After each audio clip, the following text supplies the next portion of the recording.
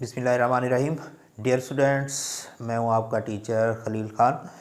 आज हम एक इंतहाई अहम प्रॉब्लम को डिस्कस करते हैं जो कि अमूमन तमाम स्टूडेंट्स के साथ जो है वो पेश आता है, जिसमें सबसे बड़ा और मेन प्रॉब्लम स्टूडेंट्स के लिए ये होता है कि किसी भी चीज़ को ज़्यादा देर तक कैसे जो है वो याद रखा जा सकता है, या कोई चीज़ें जो उनको समझ नहीं आ रही होती उनको कैसे क्लियर किया जाता है और कैसे उनको हम ज़्यादा देर तक जो है वो याद रख सकते हैं। क्योंकि जब तक कोई चीज़ आपको ज़्यादा देर तक याद नहीं रहेगी उस वक्त तक आपका जो टॉपिक है वो आपको बार बार हर दफ़ा नए सिरे से तैयार करना पड़ेगा।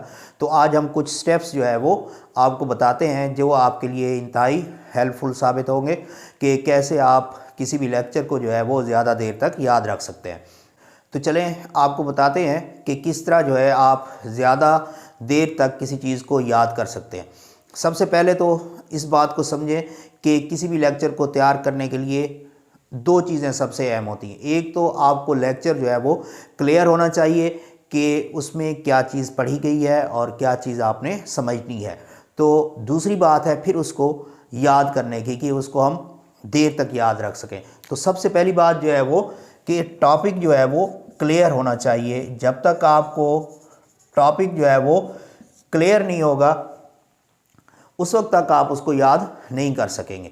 तो टॉपिक क्लियर कैसे होगा? अब देखें, जब हम लेक्चर सुन के आते हैं, टीचर से लेक्चर सुन के आते हैं, तो घर पहुंचते तक या शाम तक कुछ हिस्सा जो है उसका वो हमें याद नहीं रहता।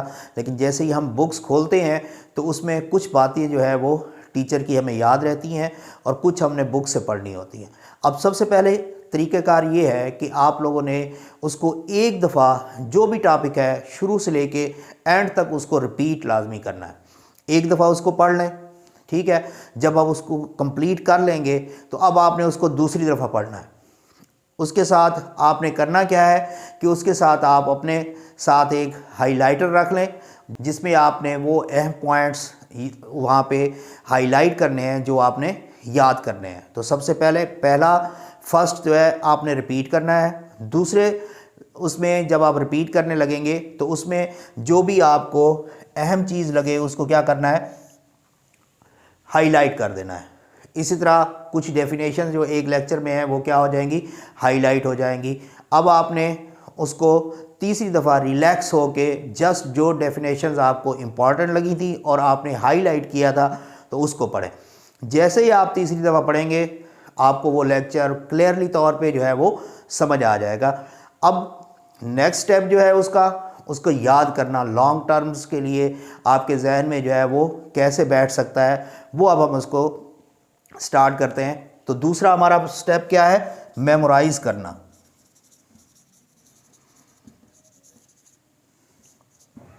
अब एक टॉपिक जो है वो क्लियर आपको हो चुका है, अब हम उसको मेमोराइज लॉन्ग टर्म के लिए क्या करें। अब हम चलते हैं कि इसको मेमोराइज़ कैसे किया जा सकता है लॉन्ग टर्म के लिए।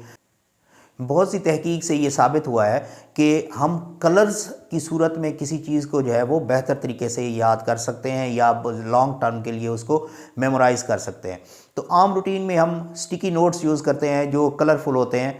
तो वो कलरफुल नोट्स क्या होते हैं, हम बुक में उनको लगा देते हैं, लेकिन होता ये है कि कुछ दिनों के बाद या सुबह जब हम उठते हैं तो जब तक हम बुक जाके खोलते हैं, बैग खोलते हैं, तो उस वक्त जो है वो हमें उस पर नज़र पड़ती है। तो आप लोगों ने क्या करना है, नेक्स्ट स्टेप अब हमारे पास है। हमारे घर में जो जगह होती है, जैसे सुबह उठते ही जिस पे हमारी नज़र पड़ती है या जब हम तैयार हो रहे होते हैं तो उस वक्त जो है वो हमारी उसके ऊपर नज़र पड़ती है, तो हमें ऐसी जगह तलाश करनी है। अगर तो आप नोटिस बोर्ड, एक जिस तरह स्कूल में होता है, अगर अपने कमरे में एक नोटिस बोर्ड लगा लें तो वो सबसे ज़्यादा बेस्ट है। लेकिन अगर नोटिस बोर्ड भी मुहैया ना हो तो लाजमी नहीं है, लेकिन हमारे घर में क्या होता है, शीशा तो मौजूद होता है। जैसे आप लोगों की ड्रेसिंग टेबल होती है, तो हमने क्या करना है कि जो नोट्स, जो डेफिनेशंस जो है वो हमने क्या की थी, बुक में हाईलाइट की थी, उन डेफिनेशंस को जो है वो इस स्टिकी नोट्स के ऊपर लिख के उसको शीशे के ऊपर जो है वो पेस्ट कर दें। या जो नोटिस बोर्ड हम बनाएंगे उस नोटिस बोर्ड के ऊपर क्या करना है, उसको चस्पा कर देना है। और इसके ऊपर जो डेफिनेशन है जस्ट उसके जो अहम पॉइंट्स हैं वो लिख देने हैं। इसी तरह ही जो डिफरेंट कलर हम यूज़ करेंगे उनसे हमें डिफरेंट डेफिनेशंस याद होती जाएंगी। इसी तरह अगर हम किसी सब्जेक्ट के लिए एक कलर चूज़ कर लें जो आपको पसंद है, वो कलर आप अपने सब्जेक्ट के लिए, एक सब्जेक्ट के लिए एक कलर चूज़ कर लें। जैसे ये ग्रीन है तो इसके साथ आप इसी की जो डेफिनेशंस हैं उसी सब्जेक्ट की इसी तरह लगाते जाएं।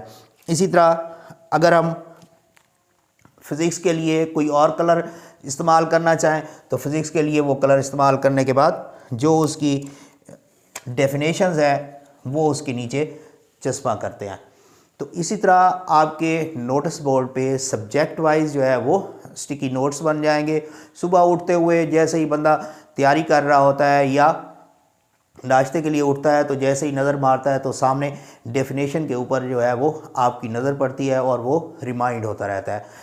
इसी तरह अगर आप अपनी ड्रेसिंग टेबल पे या शीशे के ऊपर उन नोट्स को जो है वो चस्पा कर दें तो जैसे ही हम तैयारी करने लगते हैं तो उस वक्त उनके ऊपर नज़र पड़ती है और वो हमें आहिस्ता आहिस्ता जो है वो याद होते रहते हैं। इस तरह जो टॉपिक, जो डेफिनेशंस जो है हमने नोट्स पे लिखी होती हैं वो हम तैयारी के दौरान उनको रिपीट करते रहते हैं। इसी तरह जो है रोज़ाना उन पे नज़र पड़ती रहती है और वो बहुत अच्छे तरीके से जो है वो मेमोराइज हो जाते हैं।